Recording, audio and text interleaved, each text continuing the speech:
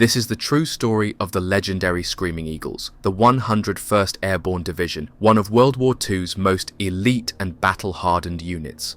From their perilous nighttime drop into enemy territory on D-Day to the brutal street-to-street fighting in war-torn Europe, these paratroopers faced the impossible and triumphed through sheer grit, courage, and brotherhood. We follow their journey from the moment they lifted off into the unknown, through the chaos of Normandy to mainland Europe.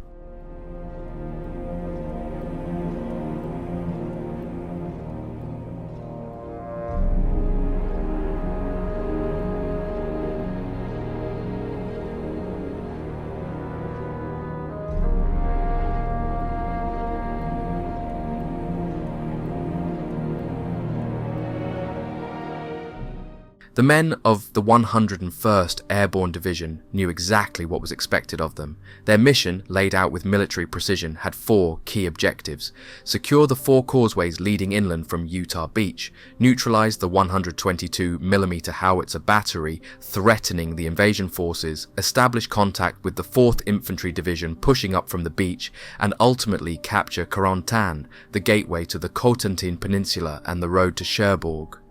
Training had been relentless. 3 massive exercises, Beaver, Tiger and Eagle, were conducted in the spring, each one designed to simulate the coming battle. Beaver and Tiger were chaotic, marked by confusion and rough landings, but that was precisely the point. Each drill forced the paratroopers to improve, adapt and refine their movements. The final exercise, Eagle, was the closest thing to the real thing, a full-scale jump and attack across terrain that mimicked Normandy's hedgerows and open fields. It wasn't perfect. High winds scattered the drops, but the officers took note, adjusting tactics for the real invasion to come. One particularly dangerous objective fell to Lieutenant Colonel Steve Chapuis's 2nd Battalion, 502nd Parachute Infantry Regiment. Intelligence had identified a heavily fortified artillery battery near Saint-Martin-de-Varreville, a priority target that General Omar Bradley himself had highlighted. The problem? Aerial photos showed that the guns were protected by a 12-foot high wall. Scaling it wouldn't be easy. The solution, at least on paper, was simple: grappling hooks and ropes. A small cache of these hooks was found, tested, and hastily bundled into the bomb bays of the C-47 aircraft that would carry the men into battle. But when the jump came, the bundles of hooks were lost, vanishing into the darkness over Normandy. Whether they landed in a swamp, a river, or a bewildered French farmer's field, no one would ever know. The men would have to take the guns without them. By late May, the paratroopers of the 101st were staging at airfields near Newbury and Exeter, awaiting their moment. Here, final checks, briefings and gear preparations took place. They studied sand tables of the terrain, went through their jump routines again and again, and, when time allowed, ate well, joked, and tried to ignore the weight of what lay ahead. Among the more unusual items issued to them were 2 small but significant pieces of equipment: air sickness pills and toy crickets. The pills were a first, an attempt to prevent nausea in the C-47 troop carriers that would rattle and lurch through the skies. Some men swore by them, others fell asleep after taking them, only to wake up hours later in the middle of a firefight, still groggy and disoriented. The crickets were General Maxwell Taylor's idea, designed as a simple, foolproof identification system in the dark chaos of a night drop. 1 click meant, "Who's there?" 2 clicks meant, "Friend." The 101st embraced the idea, though the 82nd disdained it. General Gavin considered it unnecessary. Regardless, the tiny tin crickets became one of the most famous symbols of D-Day. How the division acquired so many of them on such short notice remains something of a logistical miracle. General Taylor, needing thousands of crickets on short notice, made a hurry-up request to an old West Point classmate, General Edwin Clark, who was working in Eisenhower's logistics department. Clark later recalled the moment: "We put out a wild holler, especially to the US. We needed crickets, and fast. For a friend like Max Taylor, we hollered a little harder." Within 4 days of D-Day, the crickets arrived, strung onto cords and worn around the necks of thousands of paratroopers heading into battle. As the countdown to June 6th approached, tension rippled through the airfields. General Taylor personally visited almost every unit, offering words of encouragement. He suggested that upon jumping, the men shout, "Bill Lee," in honor of Major General William C. Lee, the division's first commander. Some troopers took the idea to heart. Others, falling back on jump school training, simply called out, 1,000, 2,000. At the airfields, a familiar figure appeared, General Dwight D. Eisenhower.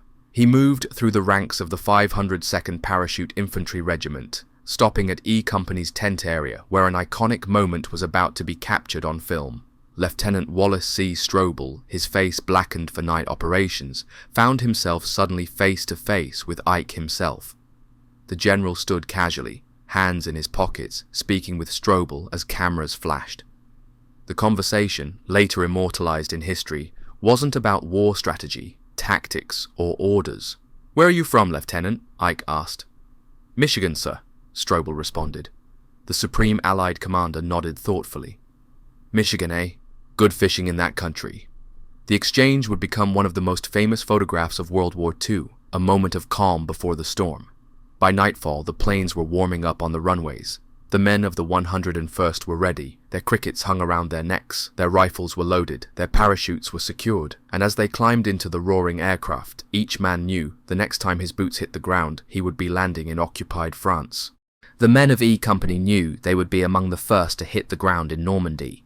Their mission was critical: destroy the enemy artillery battery overlooking Utah Beach, and their success would determine whether the infantry landing at dawn would be a slaughter or a success. As they sat in the belly of their C-47 Skytrains, their officers briefed them once more. The flight from England to the drop zone was 136 miles. For the paratroopers, it would take 58 minutes to reach their jump point. The glidermen, coming in later with heavier equipment, would arrive in 71 minutes. The entire air convoy, stretching for miles across the sky, would take over 2 hours to pass a single point. The scale of the operation was staggering. At first, the flight was eerily calm. The steady hum of aircraft engines filled the air as thousands of men sat, waiting. Some smoked cigarettes, their fingers tapping against their rifles in nervous anticipation. Others closed their eyes, letting the air sickness pills lull them into sleep. They were young but battle-hardened, and they understood what lay ahead. A quiet flight meant nothing. Hell would come soon enough. The C-47 pilots flew in tight formations, maintaining 500 feet of altitude in V-shaped formations of 3 aircraft.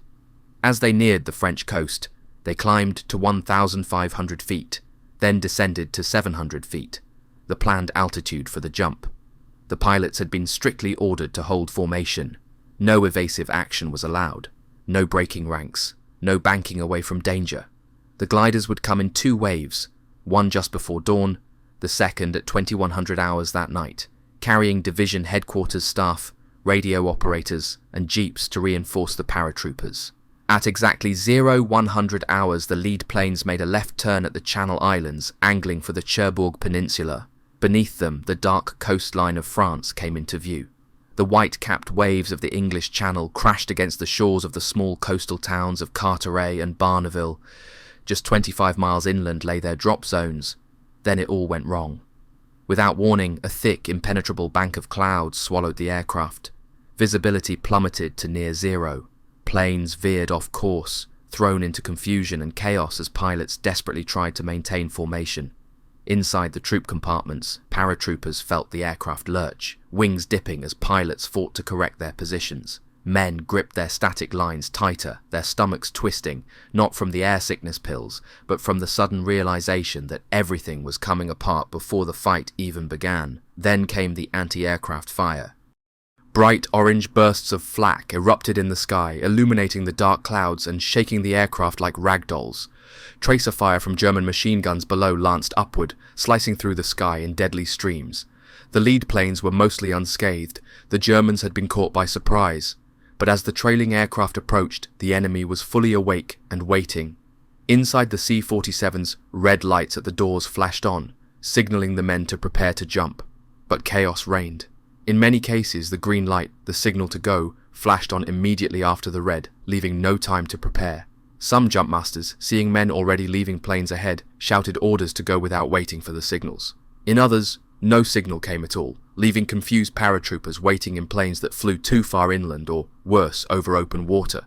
Some plane loads never jumped, returning to England with men still strapped in.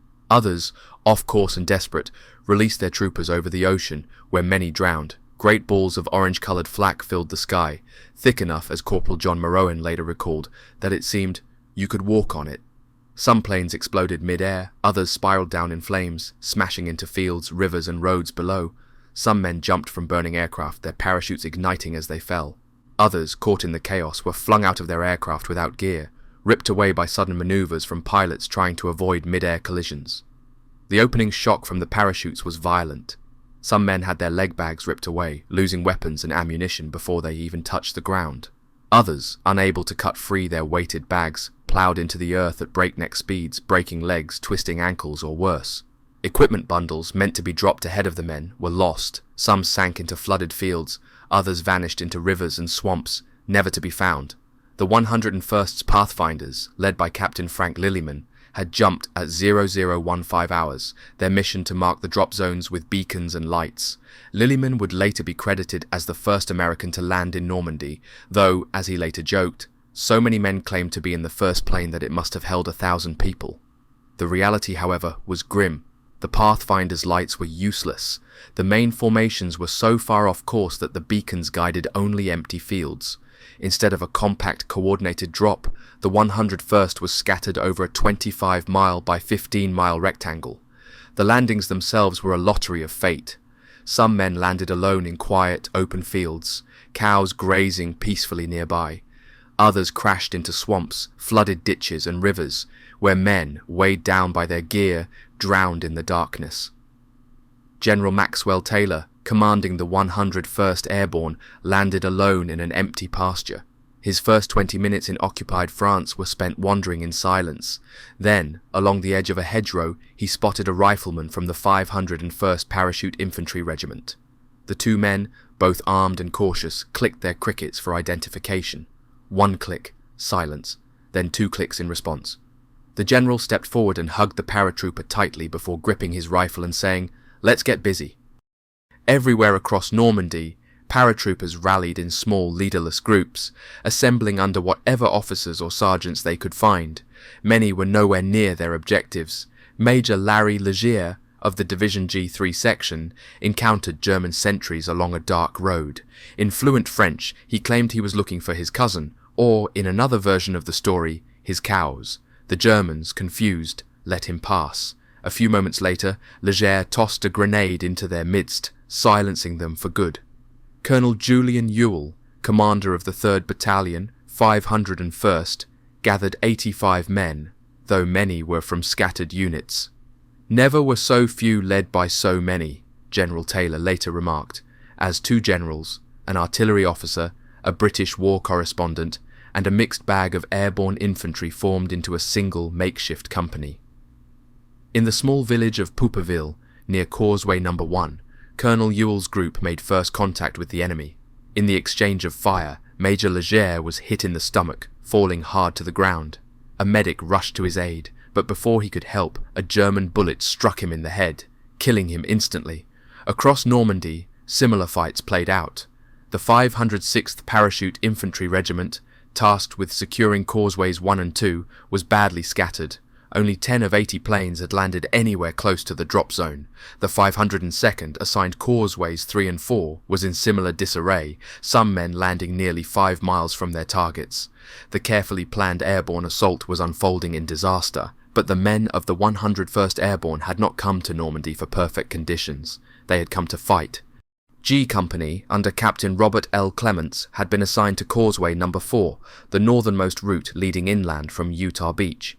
As they moved, they encountered German resistance in Saint-Martin-de-Varaville and quickly set to work clearing out the barracks.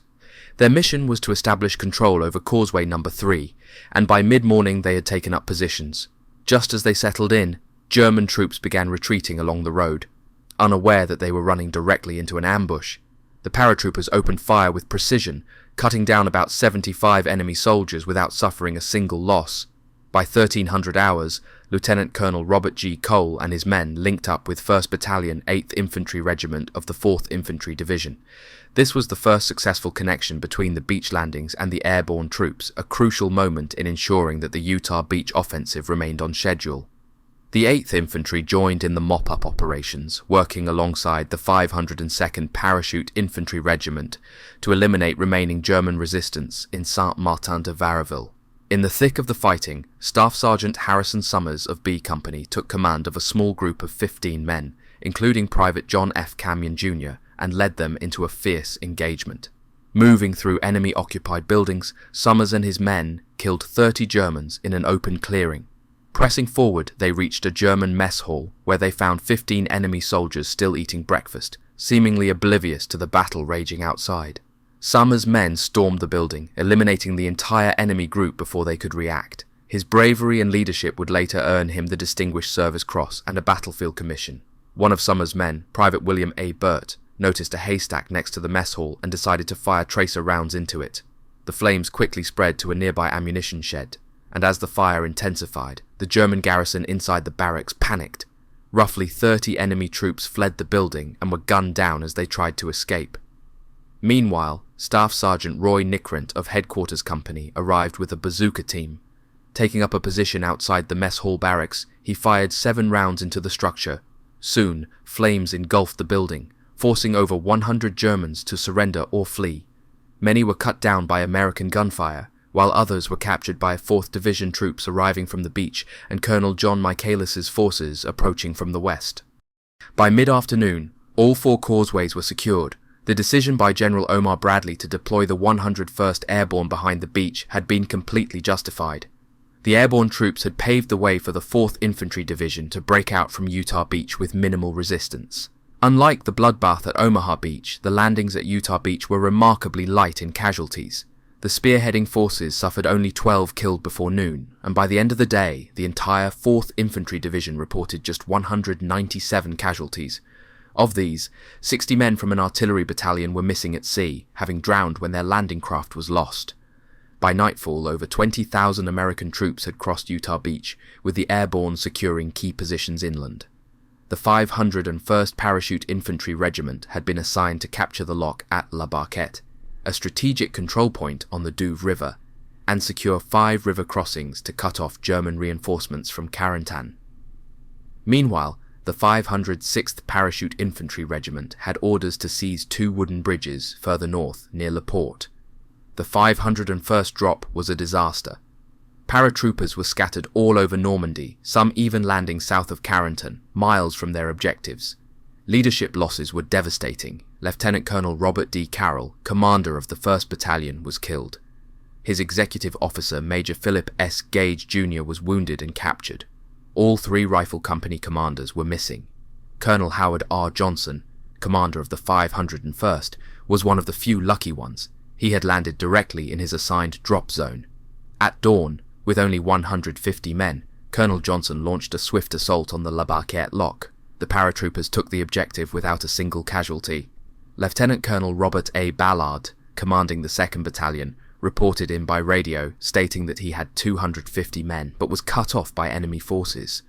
Johnson ordered him to break through, but enemy troops blocked the way. At that moment, luck intervened. Lieutenant Farrell, an artillery spotter trained in naval fire support, had landed nearby. Johnson found him lying in a ditch, his radio still functional. Within minutes, Farrell was coordinating naval gunfire from the USS Quincy, an American cruiser offshore. The 8-inch shells smashed into the German positions, neutralizing the threat and allowing Ballard's force to push forward and link up with Johnson. The river crossings were now in American hands. Meanwhile, the 3rd Battalion of the 506th faced a brutal fight. The battalion lost 20 men just trying to get off the landing zone. Lieutenant Colonel Robert L. Wolverton, the battalion commander, and his executive officer, Major George S. Grant, were both killed. By D+3, only one of 4 company commanders remained, Captain Robert F. Harwick, who eventually took over the battalion. Despite these setbacks, the mission pressed forward. With only 5 officers and 29 men, Captain Charles G. Shettle, the battalion's operations officer, led an assault on the 2 bridges north of Carentan. Private First Class Donald E. Zahn volunteered to cross one of the bridges alone under enemy fire. His actions earned him the Distinguished Service Cross and a battlefield commission. He was later joined by Private First Class George Montilio, who was also awarded the Distinguished Service Cross for his bravery, though he would fall in combat months later in Germany. The 502nd Parachute Infantry Regiment was securing the northern flank of the 101st near Foucaultville, where they engaged German forces at 0200 hours. Captain Cleveland R. Fitzgerald, leading C Company, was badly wounded in the chest when his unit encountered a German command post. Despite the pain, he survived, later fighting again at Bastogne. Tragically, after the war, he was killed in a jeep accident. Throughout the night, Lieutenant Wallace A. Swanson arrived with 40 more men, and together they secured Foucaultville with roadblocks. By the next morning, a company took the surrender of 82 Germans, including a French woman married to a German soldier. C Company routed another group, killing about 50 more enemy troops. As the 101st Airborne gathered itself, glider troops began arriving. 2 waves of gliders landed on D-Day, bringing in anti-aircraft units, artillery, and engineers. Many of these gliders crashed on landing. The Assistant Division Commander, General Don F. Pratt, was among those killed when his glider smashed into a tree upon landing.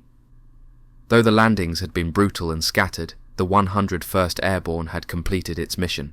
The causeways were secured, the river crossings were held, and the first connections with the infantry from Utah Beach had been made. The fight for Normandy had just begun, but the Screaming Eagles had already made history. The men who flew these fragile gliders were a breed apart. Daring, free-spirited, and utterly unpredictable, they bore a striking resemblance to the fighter pilots of the First World War, reckless and fearless in equal measure. In training, they wore parachutes, but when it came to real combat, they refused. It was a matter of honor. If their passengers had none, they would take their chances as well. Once on the ground, the glider pilots usually stayed behind to guard prisoners, but when the fighting turned desperate, they joined the battle with whatever weapons they could find. Unlike their British counterparts, they had little tactical training, yet they fought with ferocity and grit. Their reputation in the army was legendary. They were known as the most uninhibited individualists, men who refused to be restrained by military discipline. Some fought like cornered lions, while others found ways to slip away back to base before anyone could stop them. During crucial battles, they appeared at the front lines, often ignoring orders and taking matters into their own hands. Any attempt to organize them into a proper unit was met with laughable failure. As D-Day stretched into night, the second glider lift arrived, this time carrying Horsas, the larger British-built gliders. Packed inside were command personnel, medics, and communications teams, vital to keeping the airborne operations intact. But the small fields and hedgerows of Normandy were a death trap. As the Horsas crash-landed, many split apart upon impact, their cargo of men and equipment spilling into the darkness. Nearly a third of the troops aboard were killed or badly wounded. The survivors scrambled to retrieve what they could, pulling radios and medical supplies from the wreckage, but much of it was beyond saving. Despite the brutal landings, as darkness settled over Normandy, the 101st Airborne Division could look back on a day of hard-fought victories. Their northern flank was secure. Their missions to capture the causeways, bridges, and key river crossings were in motion, and perhaps most critically, their chaotic, scattered landings had utterly baffled the Germans. Reports of American paratroopers appearing across a vast area created panic and confusion within enemy ranks. The Germans believed they were facing an overwhelming force, when in reality most units were disorganized and operating in small groups. But every skirmish, every ambush, every cricket click in the dark added to the illusion of an unstoppable invasion force. Still, the battle was far from over. The village of Saint-Come-du-Mont, north of Carentan, was proving to be a tough nut to crack. It was heavily defended, a perfect position for a German counterattack on Utah Beach. The 1st Battalion of the 506th launched an early assault, managing to push into the outskirts before enemy fire forced them back.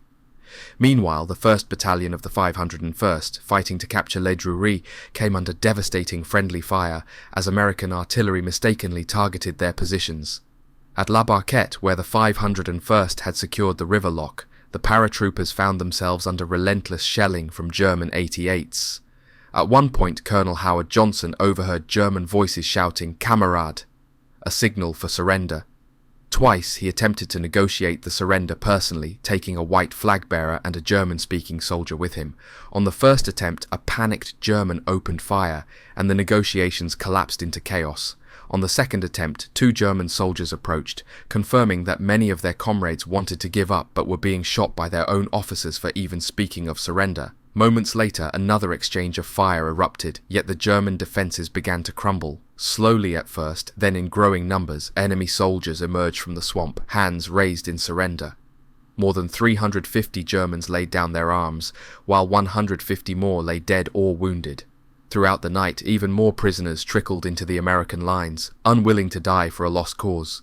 For the 101st Airborne, artillery support was a major challenge. The 377th Field Artillery Battalion, which had jumped alongside the 502nd, suffered devastating losses. Out of 12 guns, only 1 survived the jump. The rest were lost in the chaos, leaving the artillerymen to fight as infantry. Colonel Robert Sink, searching for a way to bring fire support to his troops, captured a German 105mm howitzer, but on the second shot, the gun exploded, killing 2 Americans and wounding 4 more. Until American reinforcements could arrive by sea, the paratroopers made do with captured weapons. Some even exhausted German ammunition supplies before new 75mm pack howitzers arrived on D+8. The 321st Glider Field Artillery Battalion, meanwhile, faced its own nightmare. It had been transported by ship, but one of those ships struck a mine and sank. The surviving artillerymen finally reached the beaches after a 3-day delay, forced to fight without their full arsenal of guns. On D+2, the battle for Saint-Come-du-Mont entered its final stage. Colonel Sink gathered a patchwork force, 2 battalions from his own 506, 2 more from the 327 Glider Regiment, tanks, anti-tank guns and artillery support. The fighting was fierce and chaotic. 6 times German counterattacks smashed into American lines, often leaving only a hedgerow separating the opposing forces. At mid-afternoon, the enemy finally withdrew, blowing up a key bridge on the road to Carentan, completing the very task the 101st had been sent to do. Now, the Screaming Eagles turned their attention to Carentan. The town was the gateway to Cherbourg, controlling key roads and rail lines. Taking Carentan would allow Utah and Omaha beach forces to link up, solidifying the invasion's western front. The 101st's path led down a narrow causeway, flanked by flooded marshlands, with 4 bridges standing in their way. The 502nd Parachute Infantry Regiment was chosen to lead the attack, with Lieutenant Colonel Robert G. Cole's 3rd Battalion in the vanguard. Their specific mission was to capture Hill 30, cutting off any German retreat. As Cole's men advanced, they met withering fire from enemy 88s. At Bridge 4, they encountered an iron gate, jammed open just enough for 1 man to pass at a time. From a farmhouse ahead, German machine guns ripped into the American advance. Strangely, amid the gunfire, Normandy cows wandered past the battlefield, completely unbothered by the chaos. By June 11th, Cole's battalion had crossed Bridge 4, but the farmhouse remained a deadly obstacle. Pinned down with no room to maneuver, Colonel Cole made a bold decision. He would lead a bayonet charge, a tactic not used in combat since World War I. With his men gathered around, he gave the order, "Fix bayonets." When the signal came, Cole charged across the field, with only 20 men following at first. Major Stopka, seeing what was happening, shouted, "Let's go! Follow the colonel!" And another 50 men surged forward.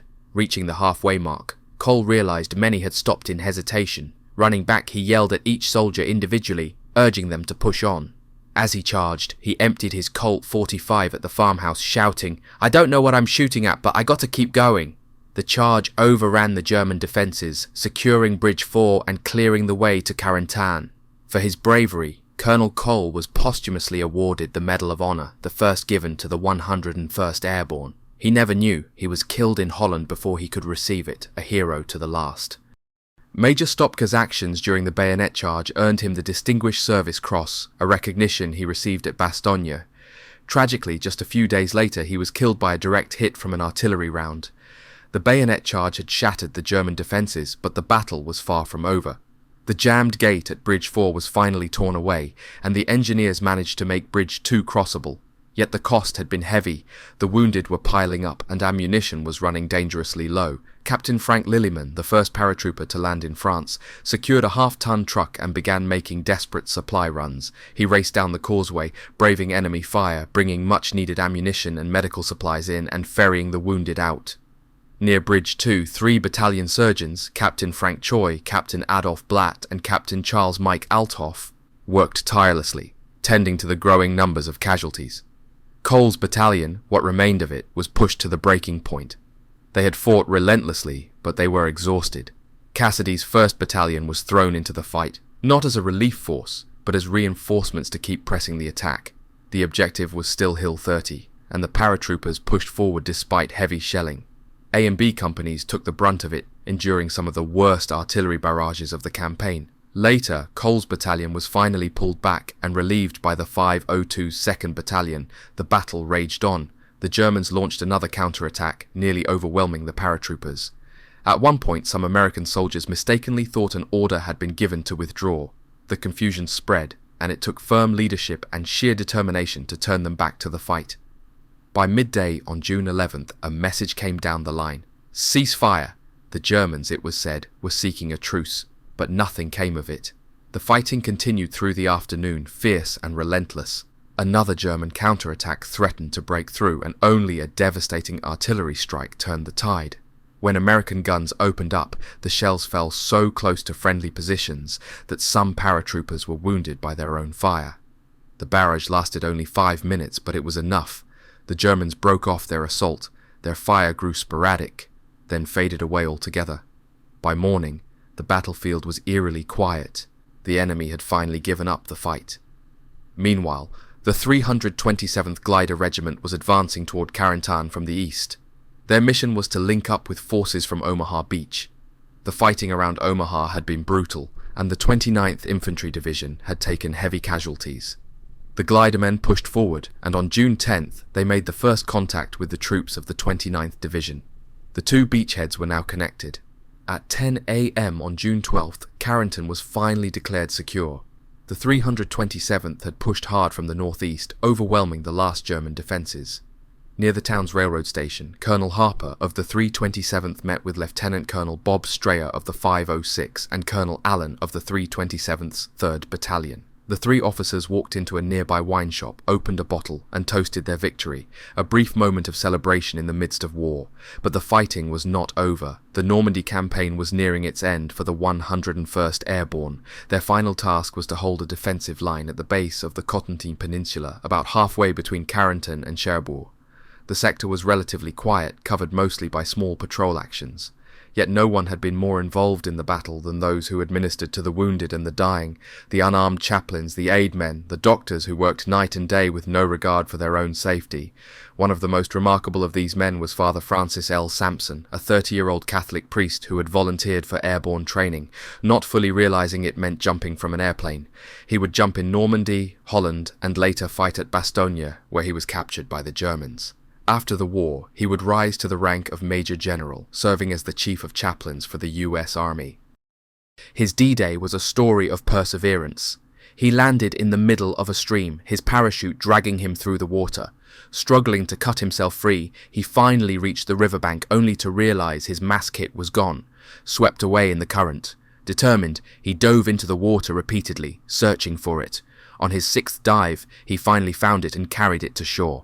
His Protestant counterpart in the 502nd, Chaplain Raymond S. Hall, had been one of the first clergymen to join the Airborne. His nickname was Jumping Jesus, though among the men he was simply called Chappie. On D-Day, he ran to a crashed glider, where he found the pilot and co-pilot with broken legs. As German snipers opened fire, Hall took cover under a jeep and gave both men morphine injections. Others, like Captain Stanley E. Morgan, a 506th surgeon, had no such luck. He was captured by the Germans near Saint-Come-du-Mont and spent 3 days tending to the wounded, both American and German, before he was finally liberated. Men like Private Albert Hutto, PFC John H. Wilson, and Sergeant Lee Edwards ran aid stations on their own, often with no medical officers present.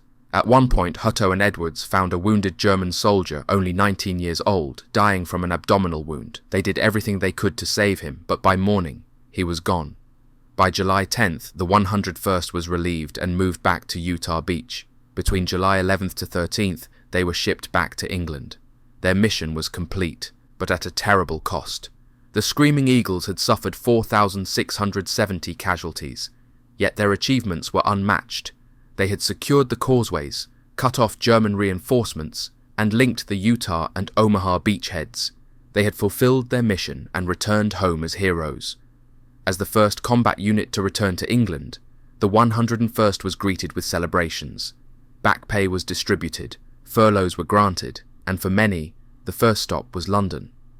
The riotous celebrations that followed were legendary, so much so that an army joke began circulating. The military police in London deserve a presidential citation for keeping the 101st Airborne in line, but the celebration was short-lived. After a brief rest, the division began refitting and training once again. The war was far from over, and soon the Screaming Eagles would be called into battle once more. False alarms came and went, plans were made and scrapped, until finally one operation was confirmed, a massive airborne assault deep into Holland. This operation would become known as Market Garden, an ambitious plan to seize a corridor through enemy territory, capturing key bridges and opening the road to Germany. General Montgomery's brainchild, it was hailed as a daring stroke that could end the war before Christmas. But there were doubts. Many high-ranking officers feared it was too ambitious, too reckless. General Bradley called it the gravest tactical mistake of the war. Yet Ike approved it. And so, the 101st Airborne prepared for their next mission, a mission that would take them into the heart of enemy territory, a mission that would define them forever. Initially, the British command planned to use the 101st Airborne in fragmented battalion-sized units, scattering them across the corridor in an effort to lay a carpet for the British XXX Corps led by the Guards Armoured Division.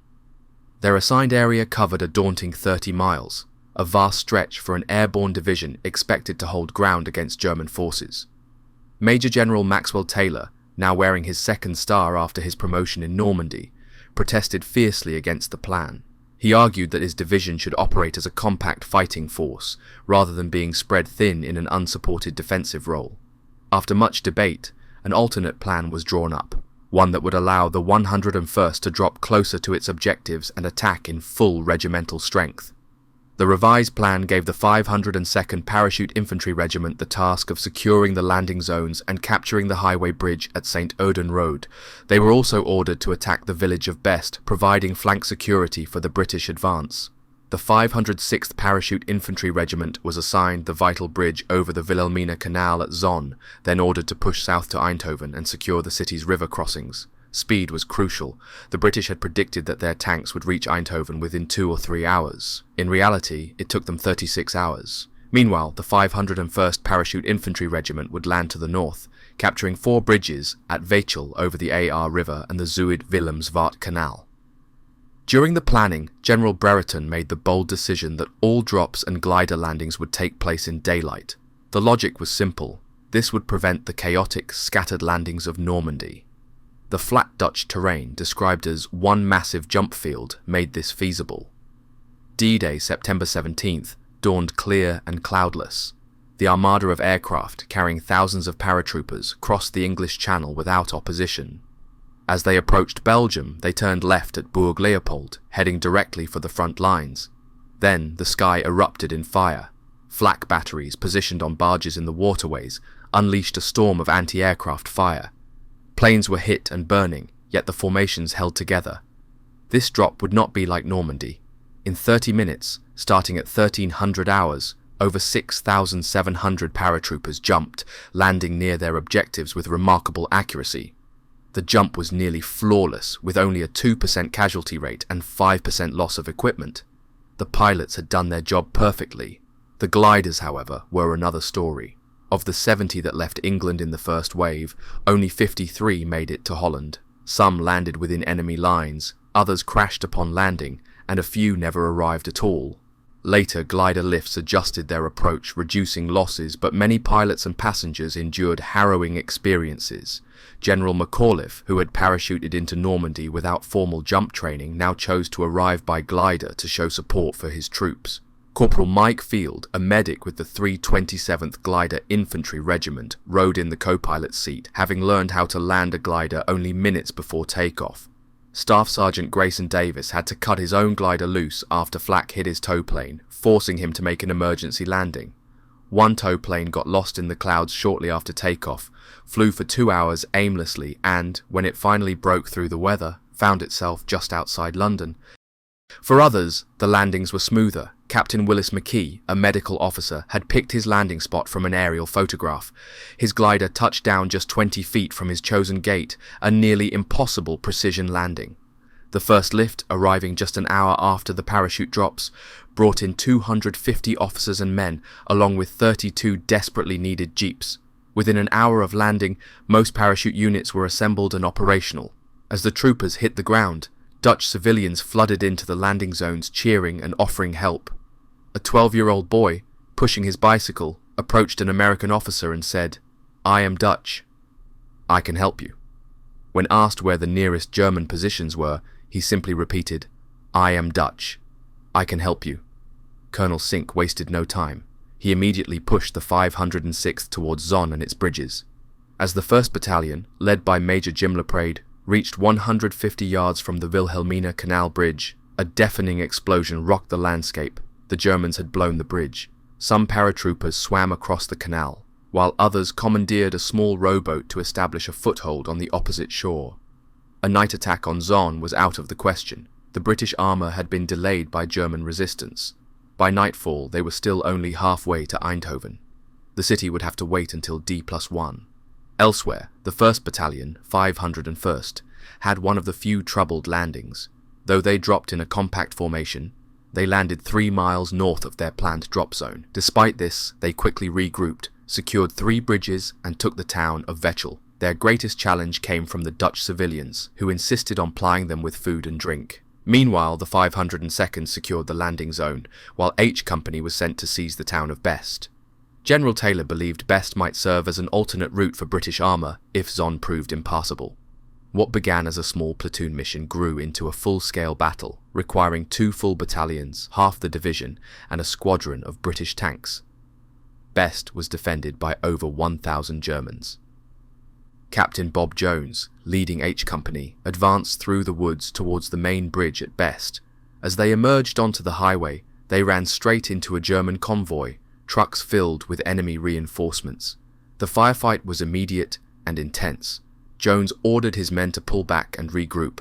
Lieutenant Edward L. Wiesbowski, leading 2nd Platoon, was tasked with seizing the bridge. Private Joe E. Mann, their point scout, led the way. As night fell, rain began pouring down. They moved toward the bridge only to discover it was heavily defended. Under intense fire, they were forced to withdraw. By then, Colonel Michaelis realized that the attack required more firepower. He sent in reinforcements, but the Germans held firm. Best, originally considered a secondary objective, had turned into a bloodbath. Colonel Cole's 3rd Battalion was still engaged in the battle. He called for air support.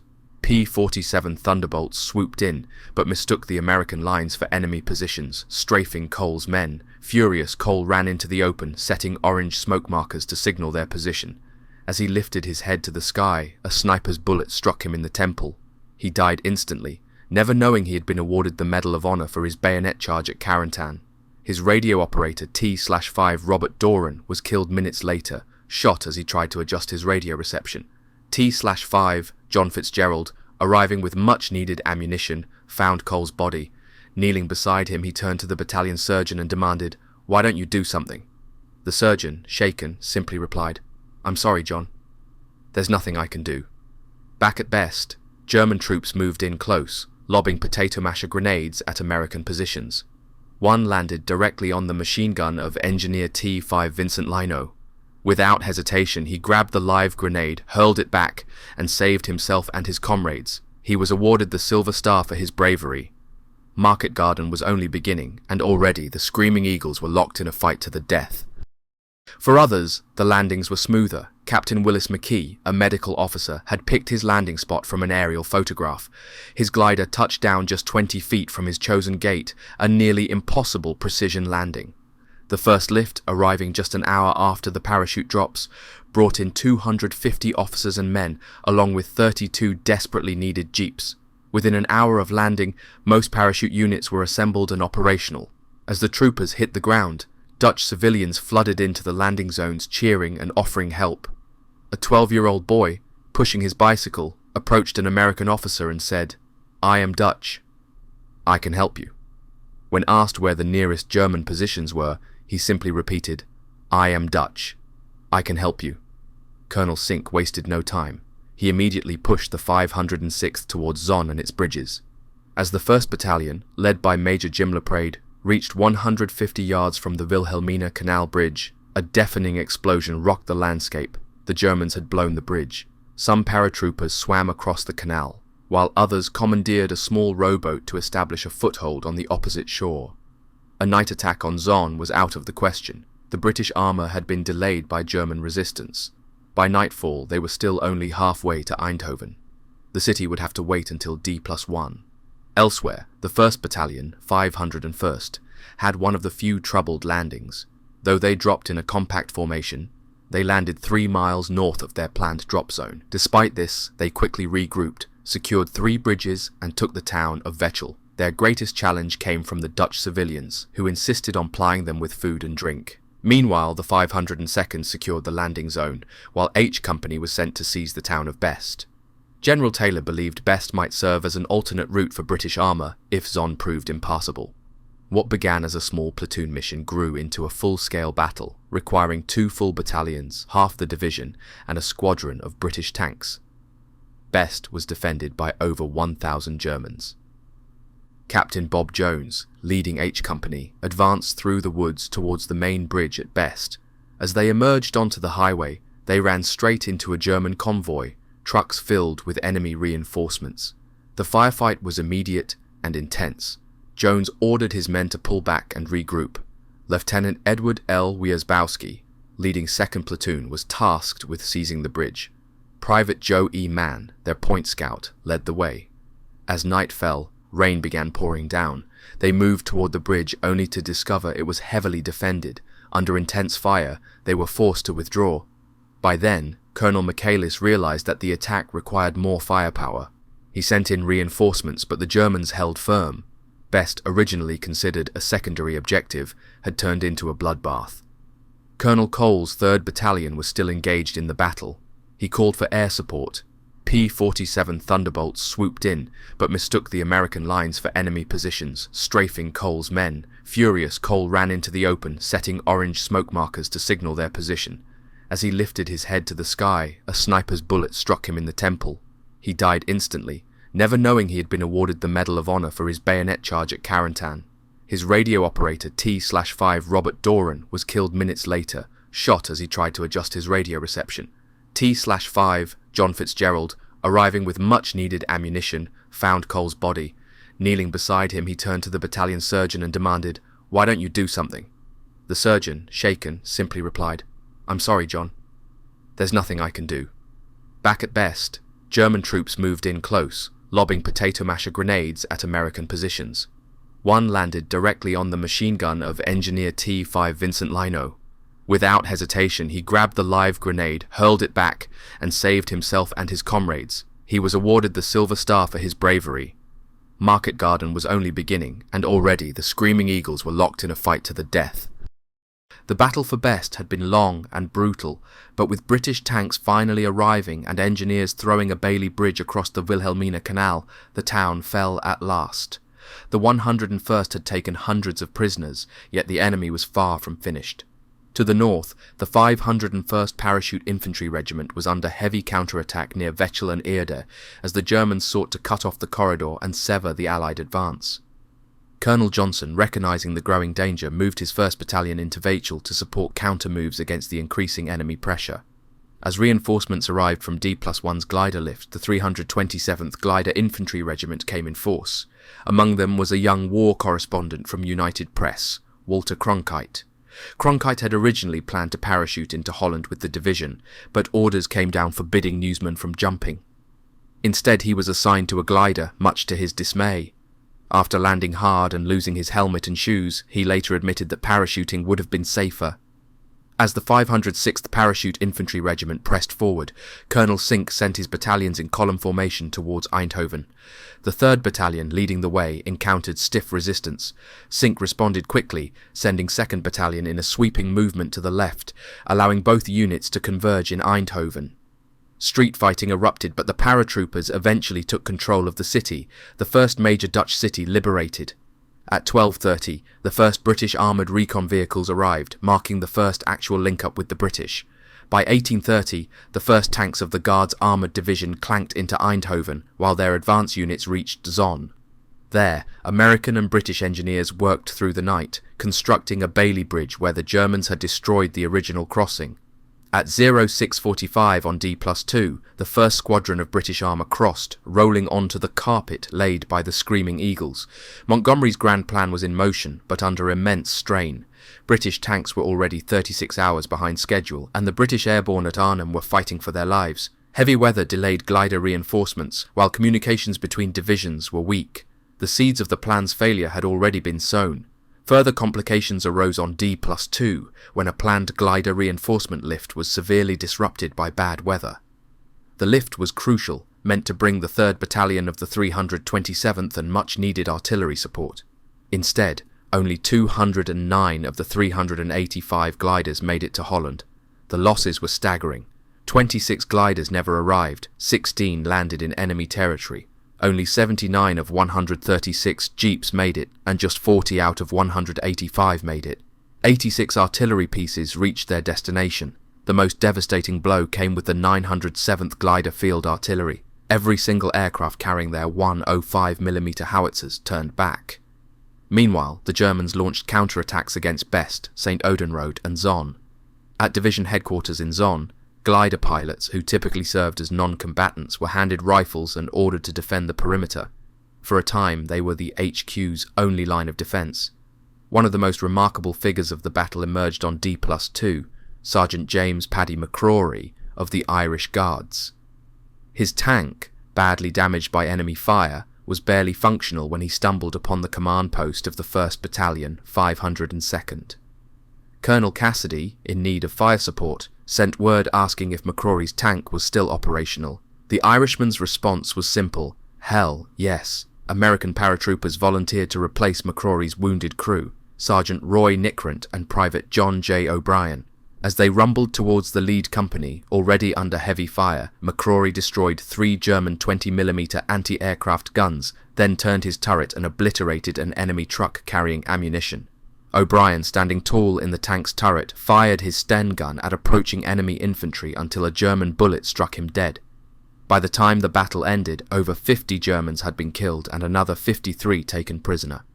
When Colonel Cassidy thanked McCrory for his help, the Irish Guardsman grinned and quipped, "When in doubt, lash out." As the 101st settled into defensive positions, General Taylor described the ongoing cat-and-mouse battle along the corridor as a matter of nice judgment, deciding how much force to use against German counterattacks without becoming overextended. He likened it to Indian fighting, small, precise strikes rather than full-scale battles. At Dinther, A and B companies of the 506th launched a brilliant manoeuvre, trapping the enemy between their lines and C Company. The result was 418 prisoners taken, with 40 German dead and another 40 wounded. These sharp fights continued until D+10. On D+5, the 502nd Regiment suffered a devastating blow. An artillery shell burst in a tree over the command post, injuring 14 men, including Colonel Michaelis, the regiment's CO. He had already been wounded in Normandy, but this time the injuries forced him from battle permanently. His orderly, Private Garland E. Mills, was killed instantly. The S2, S3, and Assistant S3, Captains Bucher, Clements, and Plitt, were all wounded, as were 2 of General Taylor's staff officers, Lieutenant Colonels Paul Danahy and Harold Hanna. Colonel Chaplains, the next senior officer, was immediately called back from the front to take command of the regiment. Later that afternoon, radio reports from the 501st confirmed the worst. The Germans had cut the corridor between Odin and Veschel. What followed was one of the hardest battles fought by the 101st in Holland. The 501st's 2nd Battalion was the first to engage. Later joined by the 2nd Battalion of the 506th, rushed into battle by truck. The 327th Glider Infantry also moved in. 3 times the Germans launched furious charges, and each time the Screaming Eagles held firm. Eventually, the corridor was reopened. Elsewhere, the Germans were unrelenting. The 502nd defended the roadway around St. Odenrode, while the 327th held it near Veschel. The 501st faced the 6th German Parachute Regiment at Erde, an area dominated by high sand dunes, where the enemy counterattacked with 250 men and 5 tanks. Colonel Johnson ordered the 501st's 3rd Battalion forward, backed by 9 British tanks. Fighting raged in close quarters. At one point, Lieutenant Henry Mosier of a company led a charge straight through mortar and machine gun fire, clearing the German lines with his rifle and bayonet. His platoon's second-in-command, Lieutenant Murphy, later remarked, "It was courage such as I had never imagined possible, almost foolish courage." But it worked. The dunes were cleared. By D+10, the 101st had accomplished its mission, securing the corridor for British armour. But the fight was far from over. The Germans continued their relentless attacks, and soon the Screaming Eagles would be called upon once more to hold the line in the bitter winter hell of Bastogne.